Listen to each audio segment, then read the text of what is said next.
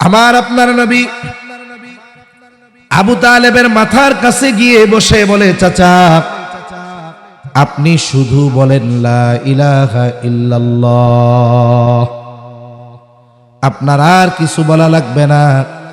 বাকি বিষয়ের জন্য আমি আল্লাহ তাআলার কাছে আপনার জন্য সুপারিশ করব। সিরাতের কিতাবের মধ্যে লেখা হয়, আবু তালেবের অবস্থা এরকম মনে হচ্ছিল, মনে হয় বলেই ফেলবে লা ইলাহা ইল্লাল্লাহ। আবার তার মৃত্যুর সময় আবু জেহেল উতবা সাহেবাও তার বাড়িতে হাজির। নবীজি যখন আবু তালেবকে এই কথা বলতেছে, আবু জেহেল উতবা সাহেবা গিয়ে বলে, আবু তালেব খবরদার খবরদার, এমন কাজ করেন না। সমাজের মানুষ, গোত্রের মানুষ আপনাকে সম্মান করে, শ্রদ্ধা করে। আপনি যদি জীবনের এই অন্তিম সময় বাপ দাদার দিন, বাপ দাদার ধর্ম ত্যাগ করে মুহাম্মাদের ধর্ম গ্রহণ করেন, আপনাকে মানুষ কাপুরুষ বলবে, আপনার ব্যাপারে মানুষের অন্তরে ঘৃণা সৃষ্টি হয়ে যাবে। আপনি বাদ দেন, কিছু বলিয়েন না। আবু তালেবের নসিব বড় খারাপ। আবু তালেবের জীবনের শেষ কথা লা ইলাহা ইল্লাল্লাহ হলো না। আবু তালেব ঈমানহীন দুনিয়া থেকে মারা গেল। আমার আপনার নবীর অন্তর বড় মায়া, বড় চিন্তিত, বড় আহারে। যেই চাচা আমার জন্য এত ত্যাগ, এত অবদান, সেই চাচার নসিব ঈমান নসিব হলো না, হেদায়াত নসিব হলো না। আর আল্লাহ তাআলা আমার আপনার নবীজিকে জানায় দেন, ইন্নাকা লা তাহদি মান আহবাবতা ওয়ালাকিন্নাল্লাহা ইয়াহদি মান ইয়াশা। আল্লাহ রাব্বুল আলামিন বলেন, হাবিব আপনি যাকে মোহাব্বত করেন, ভালোবাসেন, আপনি ভালোবাসলেই চাইলে তাকে হেদায়েত দিতে পারবেন না। ওয়ালাকিন্নাল্লাহা ইয়াহদি মান ইয়াশা। আল্লাহ তাআলা বলেন, বরং আল্লাহ তাআলা যাকে চান তাকে হেদায়েত দেন। এই জন্য এই হেদায়েতের এই ঈমান, এই হেদায়েত, এটা আমি আপনি সম্পদের জোরে, টাকার জোরে, যোগ্যতার জোরে, ওয়ারিশ সূত্রে পাই নাই, বরং আমাকে আপনাকে এই হেদায়েত, ঈমানের মতো দৌলত যিনি দান করেছেন তিনি কে? ওয়া ইন তাউদ্দু নি'মাতাল্লাহি লা তুহসুহা। আল্লাহ রাব্বুল আলামিন বলেন, তোমরা আল্লাহর নিয়ামত সমূহ গণনা করতে পারবা না। হিসাব করতে যদি চাও, তোমরা হিসাব করতে পারবা না। এত নিয়ামত, এত পরিমাণ নিয়ামত আল্লাহ তাআলা আমাদেরকে দিয়েছেন। এই পৃথিবীতে হাজারো নিয়ামত আছে, আমি আপনি ওইগুলোর দ্বারা উপকৃত হই, কিন্তু নিজে টেরও পাই না, জানিও না। এইরকম দামি দামি নিয়ামত আল্লাহ তাআলা দিয়েছেন। বলে ওই নিয়ামতটা যদি আমার আপনার থেকে মাত্র 5টা মিনিটের জন্য বিচ্ছিন্ন হয়ে যায়, এই দুনিয়ায় বেঁচে থাকা আমার আপনার জন্য সম্ভব নয়।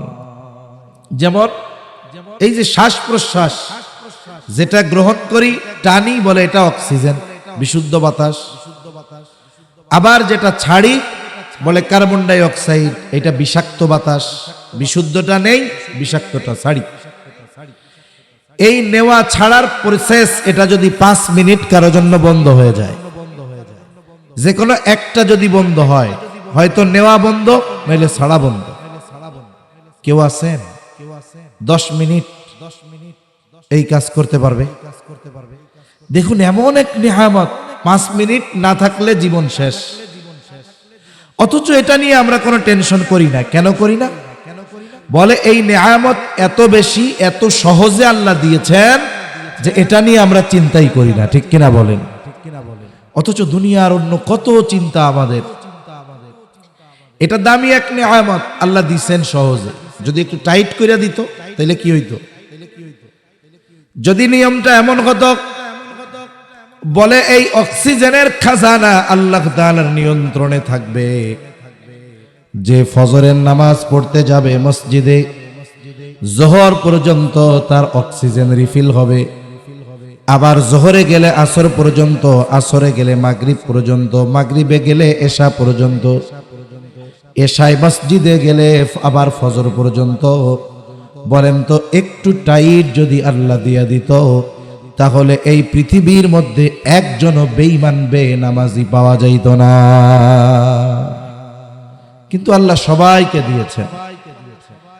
কাফের, মুসলিম, অমুসলিম যত প্রাণী আছে সবাই অক্সিজেন নেয়।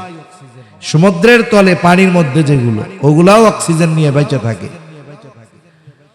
এটা এক দামি নেয়ামত, তবে আমাদের জন্য সবচাইতে দামি নেয়ামত নয়। আমাদের জন্য আল্লাহ তাআলার পক্ষ থেকে সবচাইতে দামি নেয়ামতের নাম হলো ঈমান।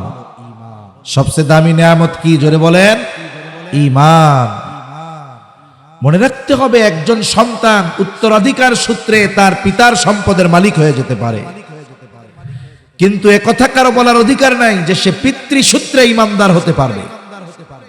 যদি এমনটাই হতো, এই পৃথিবীতে প্রত্যেকটা মানুষ পিতৃসূত্রে ঈমানদার হয়, তাহলে এই পৃথিবীতে জলিলুল কদর পয়গম্বর নূহ আলাইহিস সালামের ছেলে বেঈমান, ঠিক কিনা বলেন?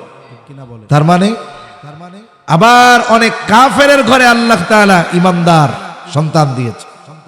তার মানে বোঝা গেল, ঈমান নিজ যোগ্যতায়, হেদায়েত নিজ যোগ্যতায় পাওয়া যায় না, বরং ঈমানের মতো দৌলত আল্লাহ যাকে দান করেন সেই এই দৌলত অর্জন করতে পারে, ঠিক কিনা বলেন? বলেন তো, এই পৃথিবীতে কোনো মানুষের হাতে অপর কোনো মানুষকে হেদায়েত দেওয়ার মতো ক্ষমতা কি আছে? কারণ নাই। কিন্তু আফসোস, আমাদের দেশে অনেক ভণ্ড আছে। সিলেট অঞ্চল তো আলহামদুলিল্লাহ উলামায়ে কেরামের প্রভাবে প্রভাবান্বিত। এজন্য একনিষ্ঠ বেদাতি, যেগুলা একনিষ্ঠ বেদাতি বুঝেন তো, মানে একেবারে কোনো ঝামেলা ছাড়া বেদাতি, এই ধরনের যেগুলো, ওই বেদাতি গুলো সিলেটে মাথা চাড়া দিয়ে উঠতে পারে না। এটা উলামায়ে কেরামের মেহনতের কারণে, দ্বীনি মাদ্রাসাগুলোর কারণে। কিন্তু ঢাকা শহর আশেপাশে অনেক একেবারে খাঁটি বেদাতি আছে। এদের তো কথা এইরকম যে আমার তত্ত্বাবধানে আসলে, আমার মুরিদ হলে, আমার বায়াত হলে, আমার কথা মানলে নামাজ রোজা কি কয় ঈমানও লাগে না। নাউজুবিল্লাহ। একবার মসজিদে আমি একবার বয়ান করছি এই বিষয় নিয়ে। বাংলাদেশের একটা দরবার আছে চট্টগ্রামে, একেবারে খুব নাম করা এক দরবার, তার পাশে আবার বড় মাদ্রাসা আছে, নানুপুর মাদ্রাসা। ওই দরবারের পীর সাহেবদের আকীদা হলো জান্নাতে যাওয়ার জন্য ঈমানদার হওয়া লাগে না। তার মানে তাদের কাছে গেলে, তাদের তত্ত্বাবধানে চললে জান্নাতে চলে যেতে পারবে। এই জন্য ওই দরবারে মুসলমান নামধারীর সাথে সাথে অনেক অমুসলিমেরাও যায় পরকালে জান্নাত পাওয়ার জন্য। অথচ জান্নাত পাওয়ার জন্য আল্লাহ তাআলা ঈমানকে কম্পালসারি, অবধারিত শর্ত হিসাবে আল্লাহ তাআলা ঘোষণা করেছেন। ঈমান লাগবেই লাগবে। একজন ব্যক্তি ঈমানদার হওয়া ব্যতীত জান্নাতে যেতে পারবে না। আর তারা বলতে চায়, আমাদের কাছে আসলে আর কোনো টেনশন নাই, আমাদের তত্ত্বাবধানে থাকলে চিন্তা নাই, তুমি যেই ধর্মেরই অনুসারী হও না কেন, আমাদের কাছে আসলে তোমার জান্নাতের গ্যারান্টি আমাদের। নাউজুবিল্লাহ বলে। আমাদের ঢাকায় একেবারে বাংলাদেশের প্রাণ কেন্দ্র মতিঝিলে আর এক ভণ্ড আসন গাইড়া বসছে, মারা গেছে। এটার পোলা একদিন বক্তব্যের মধ্যে বলতেছে যে বাবার মুরিদরা যখন কেউ মারা যাবে, তা মারা যাওয়ার পরে আমরা জানি কি, কবরের মধ্যে আসবে মুনকার নাকির ফেরেশতা প্রশ্ন করার জন্য। তা উনি বলতেছে যে ওই বাবার মুরিদ নাকি মারা গেলে কবরে যখন রাখা হবে, মুনকার নাকির আইসা প্রশ্ন করবে, ও নাকি কবরে যায় বলবে, খবরদার এদেরকে কিছু বইলো না, এরা আমার লোক। আরো জোরে বলেন নাউজুবিল্লাহ। এরা বলতে চায় যে আমাদের কাছে আসলে কিছুর দরকার নাই, সব জিম্মাদারি আমাদের।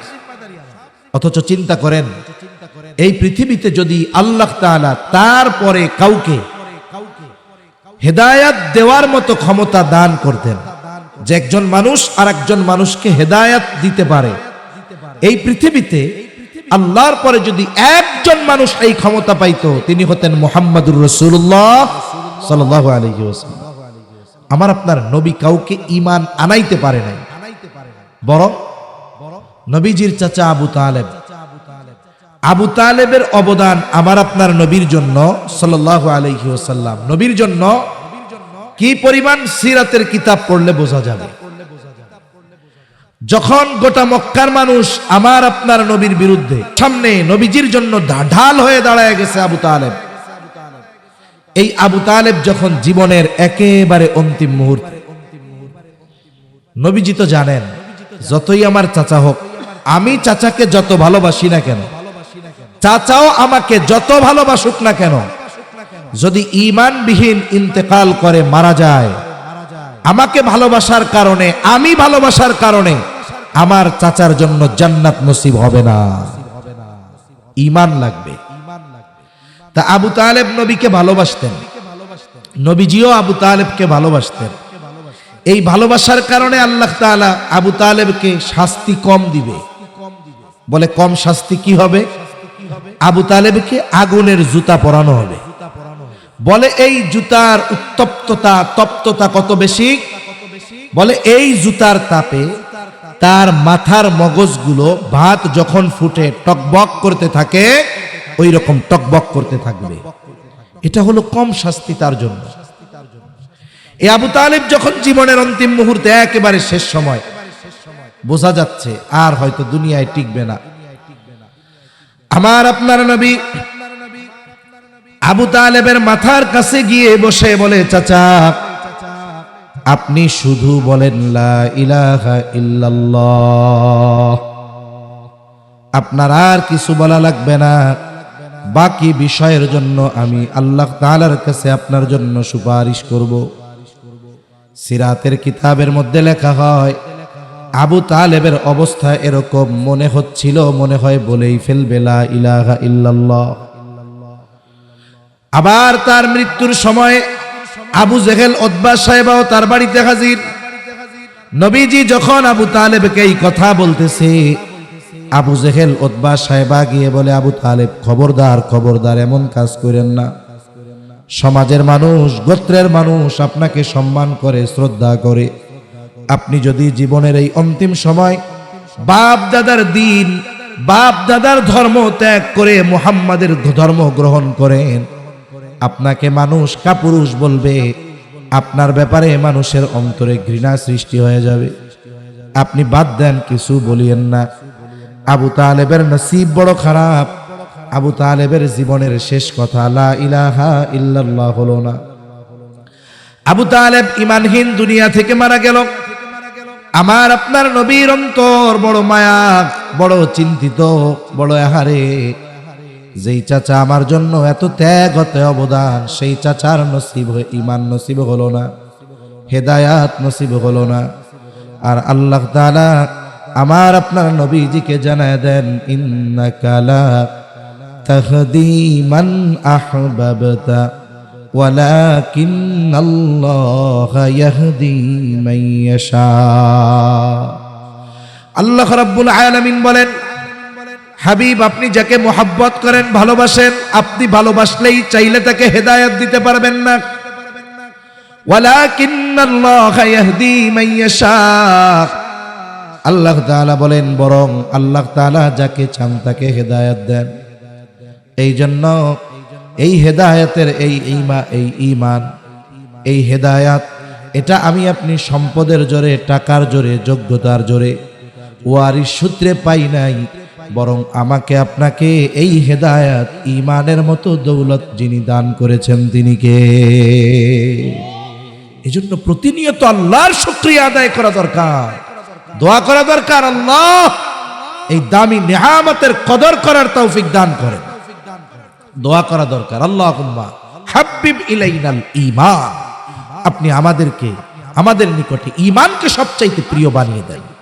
যদি আমরা ঈমানের মূল্য বুঝতে পারি, ঈমান যদি আমাদের কাছে সবচাইতে প্রিয় হয়ে যায়, এই পৃথিবীতে আল্লাহ তাআলার হুকুম আহকাম মানা আমাদের জন্য কোনো ব্যাপার না। কিন্তু বাস্তব কি? আমরা আমাদের ঈমানের মূল্য বুঝি নাই, আমাদের কাছে ঈমান সবচাইতে প্রিয় হয় নাই, যার কারণে অনেকে জাগতিক স্বার্থে ঈমানকে ত্যাগ করা এটা কোনো ব্যাপারই মনে করে না। এমন লোক আছে না নাই? জোরে বলেন।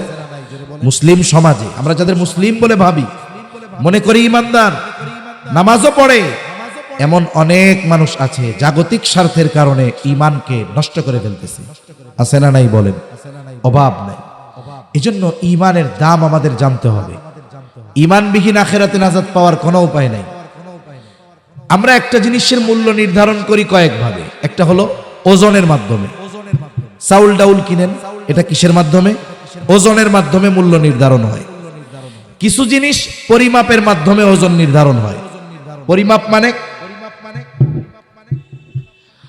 কাপড় কিনেন, এটা কি কেজি দরে কিনেন নাকি? এটা ফিতা দিয়া মাইপা এর দাম নির্ধারণ হয়। গাছ বলে ফিতা দিয়া মেপে দাম নির্ধারণ হয়।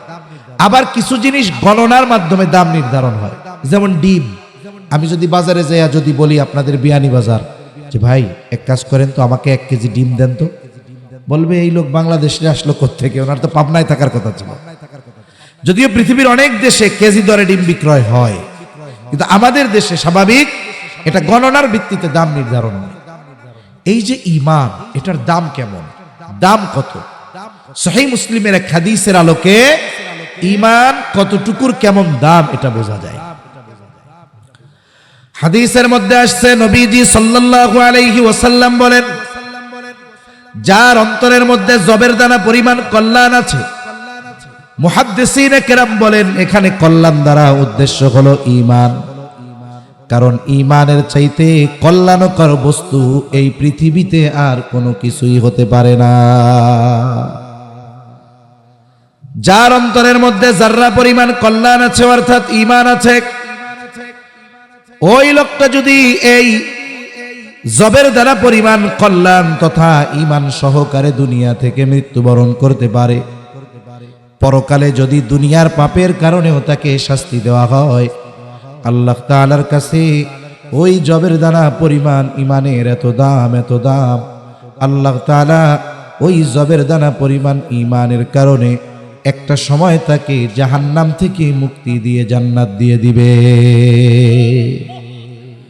এরপরে আমার আপনার নবীজি বলেন, যার অন্তরের মধ্যে গমের দানা পরিমাণ কল্যাণ আছে অর্থাৎ ঈমান আছে, ওই লোকটা যদি পাপীও হয়, পাপের কারণে যদি তাকে জাহান্নামেও দেওয়া হয়, আল্লাহ তাআলার কাছে ওই গমের দানা পরিমাণ ঈমানের এত দাম, আল্লাহ তাআলা ওই গমের দানা পরিমাণ ঈমানের বদৌলতে একটা সময় ওই ব্যক্তিকে জাহান্নাম থেকে জান্নাতের মালিক আল্লাহ বানায়া দিবে। এরপরে আমার আপনার নবীজি আরো আজীব কথা বলেন। নবীজি সাল্লাল্লাহু আলাইহি ওয়াসাল্লাম বলেন, কারো অন্তরে যদি যাররা পরিমাণ কল্যাণ থাকে অর্থাৎ ঈমান থাকে, আমরা যখন ছোটবেলায় বয়ান শুনতাম, মুয়াজ শুনতাম, বুজুর্গানে দিন বয়ান করতেন, যারা কারে বলে ওনারা উদাহরণ দিতেন একটা বালু, বলে একটা বালু কত ক্ষুদ্র, বলে একটা বালুকে যদি 70 ভাগ করা হয়, 70 ভাগ, বলেন তো এক বালুরে যদি 70 ভাগ করা হয় ওর অস্তিত্ব থাকবে নাকি? চোখে দেখা যাবে নাকি? ওনারা বলতেন এক বালুকে যদি 70 ভাগ করা হয়, বলে ওই 70 ভাগের একটা ভাগকে একটা যাররা বলা হয়। আধুনিক পরিভাষায় যাররা বলা হয় অণুকে। বলে যার অস্তিত্ব আছে, তবে মানুষ খালি চোখে দেখতে পারে না, দেখার জন্য অণুবীক্ষণ যন্ত্রের প্রয়োজন হয়। আমার আপনার নবী বলেন, ওই যাররা পরিমাণ কল্যাণ যদি কারো অন্তরে থাকে, ঈমান যদি থাকে, ওই বিষয়টা অতটুকু ঈমান নিয়ে সে যদি মৃত্যুবরণ করতে পারে, বলে যদি পাপও করে থাকে শাস্তি হয়তো দিবেন, আল্লাহ চাইলে মাফও করে দিতে পারেন, কিন্তু যদি শাস্তিও দেয়, ওই যাররা পরিমাণ ঈমানের এমন দাম, আল্লাহ তাআলা ওই যাররা পরিমাণ ঈমানের বদৌলতে একটা সময় তাকে জাহান্নাম থেকে জান্নাতের মালিক বানায় দিবে। হাদিসের মধ্যে আসছে, বলে যেই ব্যক্তি সবচাইতে ছোট জান্নাতের মালিক হবে, তার জান্নাতের পরিধি হবে কমপক্ষে এই দুনিয়ার 10 গুণ। তাহলে বলেন তো, যাররা পরিমাণ ঈমানের দাম বেশি না দুনিয়ার 10 গুণ পরিমাণ জান্নাতের দাম বেশি? কোনটার দাম বেশি কোন তো? ঈমানের দাম বেশি। অথচ আমরা এই দামি বস্তুর মূল্যায়ন করতেছি না। মূল্য বুঝতেছি না। আমাদের অবস্থা কেমন জানেন? ওই অবুঝ শিশুর মতো। কোন অবুঝ শিশু? বলে আপনি যদি একটা 1 বছর 1.5 বছরের বাচ্চারে রঙিন কাগজে মোড়ানো একটা 5 টাকার চকলেট দেন, আর এক হাতে যদি ওই পরিমাণ একটা স্বর্ণের টুকরা দেন, বলেন তো ওর কাছে প্রিয় কোনটা? জোরে বলেন কোনটা? ও স্বর্ণ এক সাবান দিয়ে কেবে দিব বলায়, আর চকলেট কামড় দিয়ে কেবো মজা মজা। আমাদের অবস্থা কি হয়েছে জানেন? ওদের মতো। এই দুনিয়াকে যদি মনে করি ওই 1 টাকার চকলেট আর ওই 10 লক্ষ টাকার স্বর্ণ, এর সাথেও তো জান্নাতের উপমা চলে না। বোঝানোর জন্য বলতেছি যে আমাদের উপমাটাও এরকম। আমরা ওই শিশু অবুঝ বাচ্চার মতো ওই 1 টাকার চকলেটের দাম দিচ্ছি, কিন্তু 10 লাখ টাকার স্বর্ণ আমার আপনার কাছে কোনো দাম নেই। আমি আপনি এই দুনিয়াকে দাম দিচ্ছি, দুনিয়া পাইতে গিয়ে ঈমান যদি ত্যাগ করতে হয় করতেছে একদল মানুষ, অথচ যেই ঈমানের কারণে আখিরাতে অফুরন্ত নিয়ামত তার জন্য আল্লাহ রেখে দিয়েছেন, এই ঈমানের মূল্য না বোঝার কারণে সে ঈমানকে বিনষ্ট করতেছে, স্বল্প মূল্যে ঈমানকে বিক্রয় করে দিচ্ছে। এজন্য আমাদের ঈমানের কদর করার দরকার আছে না নাই? জোরে বলেন। ঈমানের মূল্যায়ন সর্বোচ্চ করতে হবে। আমার জীবনের প্রতিজ্ঞা এরকম হবে যে আমার গোটা পৃথিবী একদিকে আর আমার ঈমান একদিকে। সাহাবায়ে কেরাম তো ঈমানের দাম সর্বোচ্চ বুঝতে পেরেছেন নবী আলাইহিস সালামদের পরে। এজন্য গোটা পৃথিবীও তাদের সামনে পেশ করে ঈমান থেকে এক চুল পরিমাণও তাদেরকে নড়ানো যায় না। আব্দুল্লাহ ইবনে হুযাফা রাদিয়াল্লাহু তাআলা আনহু যখন রোমানদের সাথে সরাসরি ওমর রাদিয়াল্লাহু তাআলা আনহুর সময় যুদ্ধ সংগঠিত হয়, রোম সম্রাটের তার সেনাপতির প্রতি নির্দেশ ছিল, শোনো, আমি শুনেছি মুসলমানদের ঈমান নাকি খুব মজবুত। আমার একদল মুসলমান সৈন্য দরকার যাদের ঈমানের পরীক্ষা আমি নিব। ঘটনাক্রমে মুসলমানদের একটা কাফেলা কাফেরদের হাতে বন্দী হয়ে গেল। ওই যে বাদশার আদেশ, তাদেরকে পাঠায়া দেওয়া হলো রাজধানীতে যাও। আটককৃত মুসলমানদেরকে আটক করে নিয়ে যাওয়া হলো, জেলখানায় ভরা হলো। বাদশার কাছে খবর দেওয়া হলো, বাদশা নামদার, একদল ইমানদার মুসলমান আটক করা হয়েছে, আপনি আদেশ দিলে হাজির করা হবে। বাদশা আদেশ দিলেন, পরের দিন সকাল বেলায় হাজির করা হলো। এইবার বাদশা তাদের দিকে তাকায়া দেখে যে এই মানুষগুলো যুদ্ধের ময়দানে আসছে তা মনেই হয় না। কারণ কারো জামা ছেঁড়া, কারো পায়ে জুতা নেই, কারো বুকে শিরস্ত্রাণ নাই, কারো মাথায় শিরস্ত্রাণ নাই, অনেকের গায়ের মধ্যে লৌহ বর্ম নাই, যুদ্ধের কোনো আলামত পাওয়া যায় না। এদের সাথে নাকি পৃথিবীর পরাশক্তিগুলো পরাজিত হতে বাধ্য হয়। বাদশাহ এবার ওই কাফেলার সকলকে উদ্দেশ্য করে জিজ্ঞাসা করে, তোমাদের এই কাফেলার আমির কে? যুবক একজন দাঁড়িয়ে বলে, আমি হলাম এই কাফেলার আমির। একজন তরুণ যুবক বলে, তোমার নাম কি? বলে, আমার নাম হলো আব্দুল্লাহ ইবনে হুযাফা। বাদশা চিন্তা করছে, যুবক মানুষ, মনের মধ্যে অনেক রং তামাশা আছে। এই যে দেখেন আমাদের যারা যুবক আছে, অধিকাংশ যুবক মনে করে যৌবন কাল হইল হাসি তামাশা আর মজা মারার টাইম, আর বুড়া কালে দাড়ি পাকলে দাঁত পড়লে ইবাদত করার টাইম। ঠিক কিনা বলেন? এজন্য যৌবনকাল কেউ ফুর্তি মজা করায় কাটায় দেয়। অনেক জায়গায় তো এমন আছে। আপনাদের অঞ্চলগুলা অনেক ভালো, সিলেট চট্টগ্রাম এই 2 বিভাগ মোটামুটি আমাদের যুবক ভাইরা ছোটখাটো দিনই কাজের সাথে সম্পৃক্ত থাকে। এই যে একটা মাহফিল করে, অনেকে অনেক কথা বলে, অনেক জায়গায় বুঝে না তো। এই যে মনে করেন একটা সংগঠন, এরা কি করে? একটা মাহফিল করে, ছোটখাটো সামাজিক কাজ করে। এর দ্বারা কি হয়? বলে এতটুকু ভালো কাজের সাথে যুবকরা সম্পৃক্ত থাকার কারণে মন্দ কাজের সাথে জুড়তে পারে না। ঠিক কিনা বলেন? এই জন্য অনেক সময় ছোট ছোট ভালো কাজ বড় বড় গুনাহ থেকে বাঁচার কারণ হয়। তা অনেক জায়গায় এমন হয়, আমার জানা শোনাও এরকম আছে, ছেলে অপরাধ করছে, এটা ক্ষমার অযোগ্য অপরাধ, ইফটিজিং করছে, বাপ নামাজি মসজিদের সদস্য কমিটির এসে অভিযোগ দিয়েছে যে আপনার ছেলে অমকের মেয়েকে ডিস্টার্ব করে, বাপের জবাব কি জানেন? যৌবনকালে একটু করেই থাকে, পরে ঠিক হয়ে যাবে।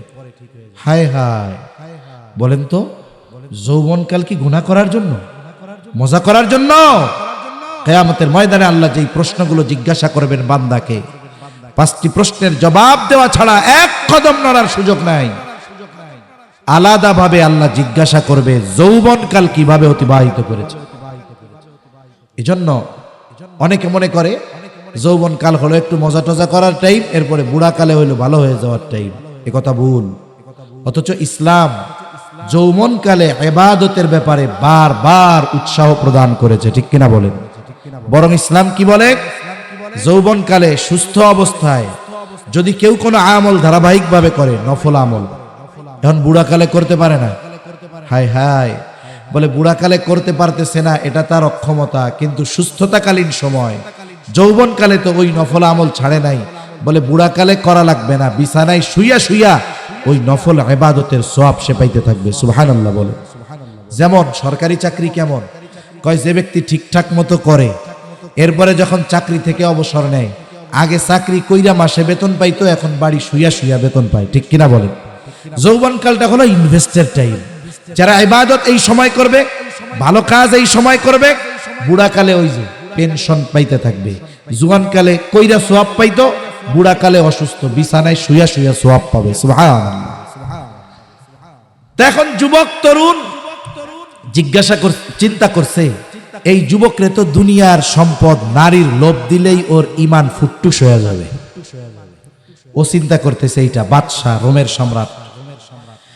এবার আব্দুল্লাহ ইবনে খুজাফাকে বলে, আব্দুল্লাহ আসো, আমার কাছে আসো, পাশে বসো।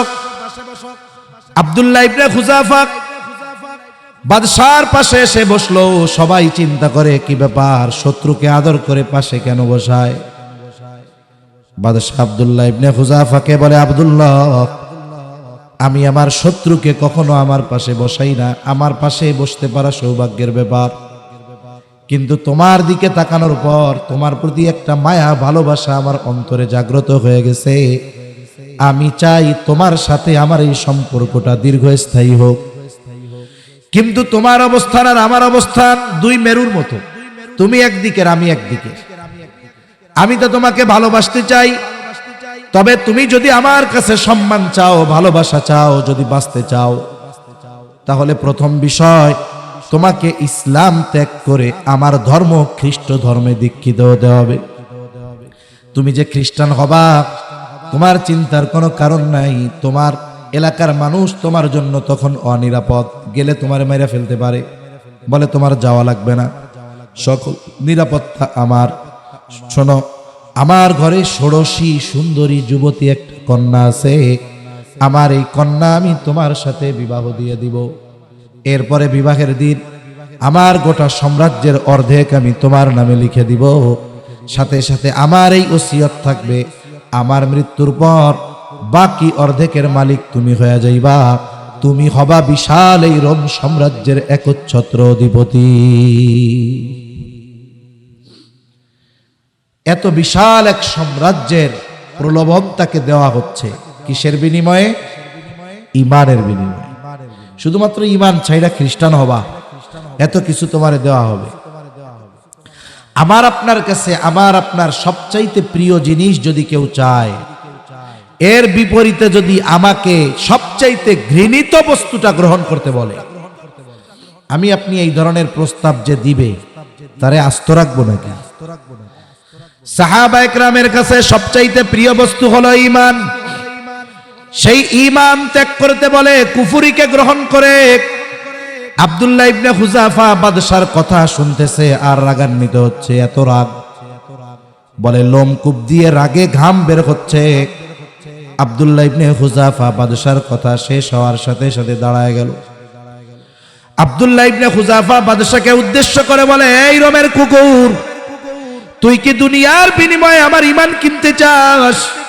তুই শুনে রাখ, এত তোর সামান্য রোম সাম্রাজ্য, তুই যদি আমাকে গোটা দুনিয়ার মালিকও বানায় দেস, আমি আমার ঈমান তোর কাছে বিক্রয় করব না। এই যে রোম সম্রাট, তার দিকে তাকায়া উঁচু গলায় চোখে চোখ রেখে ধমকের সুরে কথা বলবে, রোমের মানুষ মনে করত ওই রকম মানুষ এই পৃথিবীতে জন্ম নেয় নাই। তা যখন আব্দুল্লাহ ইবনে হুযাফা এরকম এক ধমক দিছে, এমন কোনো কিছু যদি আমার আপনার সামনে ঘটে যেটা আমি চিন্তাও করি নাই, ওই রকম কোন ঘটনা যখন বাস্তবে পরিণত হয়, মানুষ কিছু সময়ের জন্য হতবাক হয়ে যায়। ঘটল কি? সবাই চুপ। হইল কি? এ কি সত্যই দেখলাম নাকি? বাদশাহ রাগে ক্ষোভে ভেতরে চলে গেছে। আদেশ পাঠাইল, কত বড় স্পর্ধা, ইমানের পাওয়ার দেখায়, দেখি ওর ইমানের জোর কত সময় থাকে, ওর ইমানের দাম কত দেইখা ছাড়মু, আমি শক্তি কত দেইখা ছাড়মু। আদেশ দিছে, যাও জেলখানায় বেরা রাখো, খাবারও দিবা না, পানিও দিবা না। আল বিদায়া ওয়ান নিহায়া থেকে আপনাদের শোনাচ্ছি। আহারে, এদের কাছেও ইমানের দাম, আমাদের কাছেও ইমানের দাম। এরাও ইমানকে কত দামি নিয়ামত মনে করতো, আমরাও মনে করি। আব্দুল্লাহ ইবনে হুযাফাকে জেলখানার মধ্যে আটকায় রাখলো। আব্দুল্লাহ ইবনে হুযাফাকে খাবারও দেয় না, পানিও দেয় না। বলে, আমরা যদি দুপুর বেলায় 1:30 বা 2টার সময় খানা খাই, ওই খানা যদি 2 ঘন্টা লেট হয়, পেটের মধ্যে ক্ষুধার তীব্রতা, একটু পরিশ্রম করলে পানির পিপাসা, শক্তি হারা হয়ে যায়, দুর্বল হয়ে যায়। আর যে আল্লাহর বান্দাকে 1 সপ্তাহ খাবারও দেয় না, পানিও দেয় না, তাহলে অবস্থাটা কেমন? আব্দুল্লাহ ইবনে হুযাফা জেলখানার মধ্যে শুয়ে আছে, অবস্থা এমন বাহির থেকে বোঝা যায় না আব্দুল্লাহ ইবনে হুযাফা বেঁচে আছে নাকি মারা গেছে। বাদশাহ আবার ডাক্তারকে বলে রাখছে, ডাক্তার খবরদার, খোঁজ খবর রাখবা, যখন দেখবা আব্দুল্লাহ ইবনে হুযাফার অবস্থা বড় করুন, তখন আমার কাছে খবর জানাইবা। ডাক্তার এবার জেল খুলে ভিতরে ঢুইকা দেখে আব্দুল্লাহ ইবনে হুযাফার অবস্থা বড় খারাপ।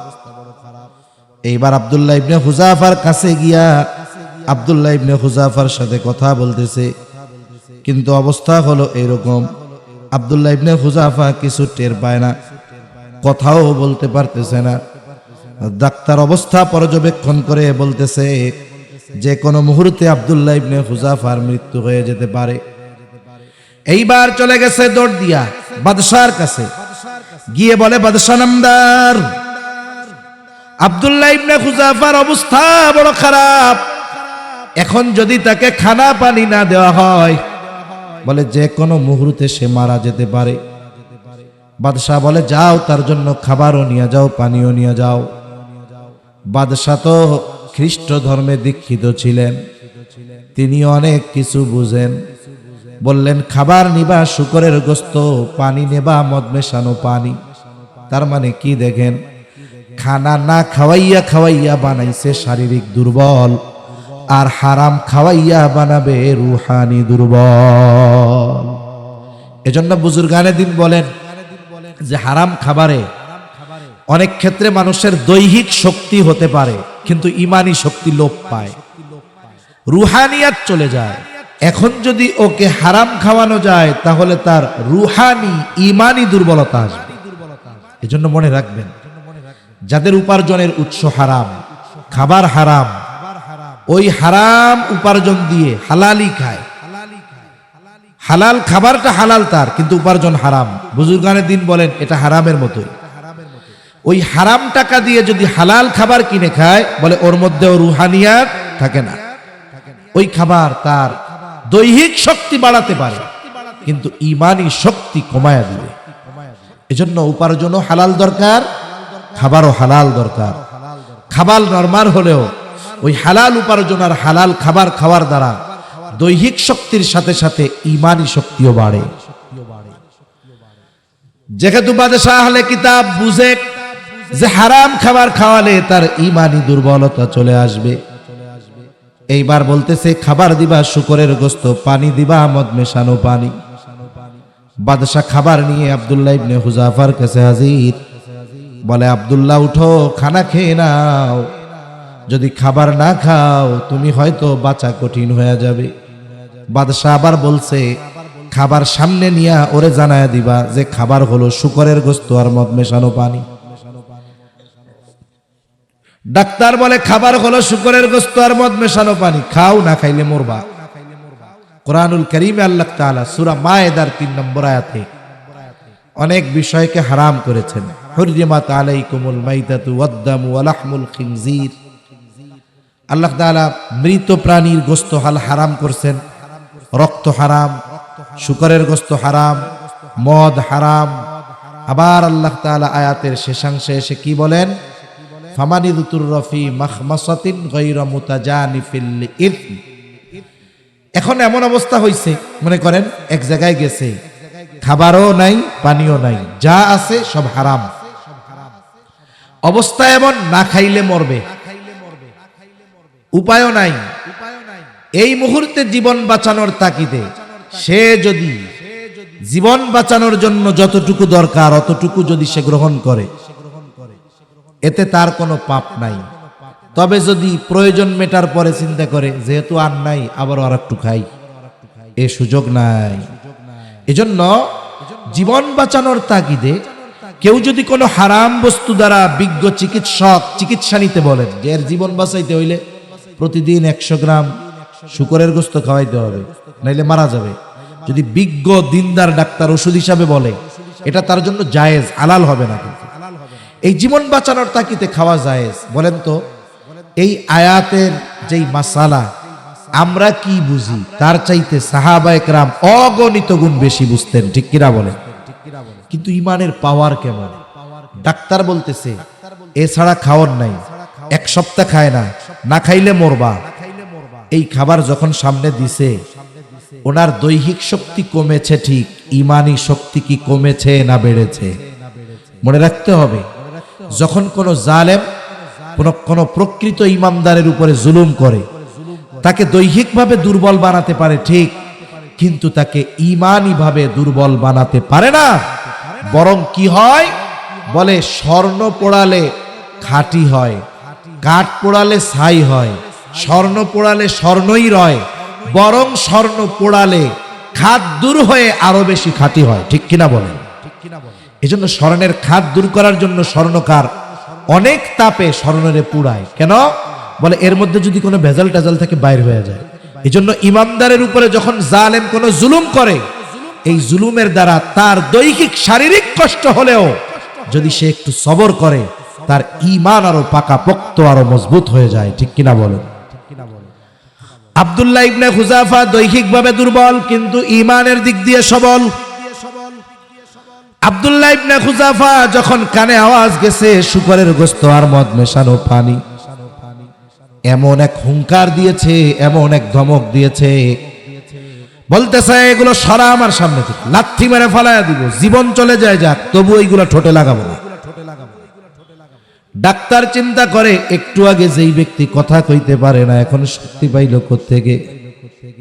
এক দৌড়ে বাদশার কাছে গিয়ে বলে, বাদশা নামদার, আব্দুল্লাহ ইবনে হুযাফা মরে যাবে তবু হারাম খাবে না। বাদশা একের পর এক পদ্ধতি অবলম্বন করতেছে। প্রথমে প্রলোভন দিয়ে ঈমান কিনতে পারে নাই, এরপরে শারীরিকভাবে শাস্তি দিয়ে ঈমান কিনতে পারে নাই, এরপরে হারাম খাওয়াইয়া ঈমান দুর্বল করতে চাইছে, তাও পারে নাই। এইবার সর্বোচ্চ ভয় দিবে সে নিয়ত করছে। বলে ঠিক আছে, আদেশ দিল যাও আগামী দিন সকালবেলায় বড় পাতিলের মধ্যে তেল গরম করবা। বড় পাতিল দেখছেন আপনারা, তো দেখবেন শাহজালাল রহমাতুল্লাহি আলাইহির কবরের পাশে পাতিল আছে।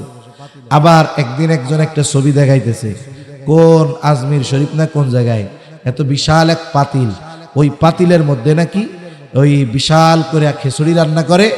এখন ওই পাতিলের মধ্যে মই দিয়া নাইমা এরপরে খিচুড়ি উঠানো লাগে, এত বিশাল পাতিল। বলে বড় পাতিলের মধ্যে তেল গরম করো। তেল গরম হলো, ফুটন্ত তেল টকবক করতেছে, ফুটতেছে। বলে যাও আব্দুল্লাহ ইবনে হুযাফাকে হাজির করো। দুইজনের কাঁধে ভর দিয়ে আব্দুল্লাহ ইবনে হুযাফা বাদশার সামনে হাজির। বাদশা ফুটন্ত উত্তপ্ত তেল দেখায় বলে, আব্দুল্লাহ এখনো সমস করে। ওই সাহাবায়ে কেরামের সময়ের আহলে কিতাব তাদের চিন্তা চেতনা আর আমাদের সময়ের আহলে কিতাব এদের চিন্তা চেতনার তফাৎ আছে। এজন্য এই ফতোয়া দিয়া এটা জায়েজ করার সুযোগ নাই যে আমার ছেলে তো আহলে কিতাব মেয়ে বিয়া করছে, এরকম বলছিলেন না একজন। বর্তমান সময়ে এই পৃথিবীর অধিকাংশ নয় বরং সমস্ত বিজ্ঞ উলামা ইকরামের ফতোয়া এটা। এই জামানায় যারা আহলে কিতাব এরা একত্ববাদে বিশ্বাসী নয়, বরং এরা স্পষ্ট মুশরিক। এজন্য এই সময়ের খ্রিস্টান অথবা ইহুদিদের মেয়েকে মুসলমানদের ছেলেদের জন্য বিবাহ করা হারাম। অনুরূপভাবে মুশরিকদের মেয়ে যেমন বিয়া করা হারাম, এদেরটাও বিয়া করা হারাম। আব্দুল্লাহ ইবনে হুযাফার এই ঈমানি দৃঢ়তা দেখে বাদশাহ চিন্তা করতেছে এটা মানুষ না অন্য কিছু। এবার চিন্তা করে যে আমার তো কোনো কথাই রাখলো না, একটা কথা তো কমপক্ষে শুনাই ওরে দিয়া। এবার বলতেছে আব্দুল্লাহ ইবনে হুযাফা, কিছু লাগবে না, তুমি আমার কপালে একটা চুমা দাও, আমার কপালে একটা চুমা দাও, তাহলে তোমাকে ছেড়ে দিব। আব্দুল্লাহ ইবনে হুযাফা চিন্তা করতেছে এই সুযোগটা আমি আমার জন্য নিব না। সে উল্টা এবার শর্ত দিচ্ছে, শোনো, তোমার কপালে আমি একটা চুম্বন করতে পারি এই শর্তে যে তুমি যদি তোমার জেলখানায় যত মুসলমান আটক আছে সকলকে যদি ছেড়ে দাও তবেই আমি তোমার কপালে একটা চুমা দিতে পারি। আমার জীবনের বিনিময়ে আমি কিছু করব না। বাদশা চিন্তা করে এইটা যদি না শুনি ও আমারে কপালেও চুমা দিবে না, তাইলে তো ওরে দিয়া কোনো কথা রাখানো গেল না। এবার বলে হ্যাঁ ঠিক আছে, শর্তে রাজি। এবার আব্দুল্লাহ ইবনে হুযাফা নিজের জন্য নয় বরং অন্যান্য কয়েদিদের মুক্তির চিন্তা করে কপালে চুমা দিছে। বাদশাহ সে আব্দুল্লাহ ইবনে হুযাফার কথা রাখছে। বাদশাহ আব্দুল্লাহ ইবনে হুযাফা এবং তার কয়েদখানায় যারা ছিল তাদেরকে মুক্ত করে দিছে। হযরত ওমর রাদিয়াল্লাহু তাআলা আনহু এই কথা শুনা আব্দুল্লাহ ইবনে হুযাফার এই কপালে চুমা দিছে। আমি একটু কথাটা কি বলতে চাই যে একটু চিন্তা করেন তো, একটা তরুণ, একটা যুবক ঈমানের উপরে কত তার দৃঢ়তা। এই জামানায় হইলে আমরা সব শর্ত মাইনা নিতাম আর অন্য কাছে কইতাম এটা হলো হিকমত। কি কইতাম কন্দ? আরে হিকমত, কোনো মতে আমি যখন পুরা রোম সাম্রাজ্যের রাজত্ব হয়ে যাব, গোটাটাই ইসলাম আমি প্রতিষ্ঠা করে ছেড়া দিব। সেজন্য আমরা হিকমতের দোহাই দিয়ে ঈমানকে বারবার বিক্রয় করতেছি, এটা কখনো কাম্য নয়। আমরা যদি দুনিয়া আখেরাতের সফলতা চাই আমাদেরকে ঈমানের উপরে অটল অবিচল থাকতে হবে, ঠিক কিনা বলেন? অটল অবিচল থাকতে হবে। আমার জীবন চলে যাক, আমি আমার ঈমানকে ছাড়ব না। গোটা পৃথিবী আমার সামনে পেশ করুক, আমি আমার ঈমানকে ছাড়ব না। কারণ আমি জানি আমার যাররা পরিমাণ ঈমানের দাম এই পৃথিবীর 10 গুণ পরিমাণ জান্নাতের চাইতেও বেশি, ঠিক কিনা বলেন? এজন্য আল্লাহ তাআলা জান্নাতে যাওয়ার জন্য ঈমানকে কম্পালসারি শর্ত করেছেন। একটা মানুষ যত ভালো কাজ করুক না কেন, ঈমান যদি না থাকে জান্নাতে যেতে পারবে? একটা মানুষ ভালো কাজ জীবনে কিছুই করে না, যাররা পরিমাণ ঈমান সহকারে মরতে পারছে, বলে এই ঈমানের কারণে একটা সময় সে জান্নাতের মালিক হতে পারবে, ঠিক কিনা বলেন?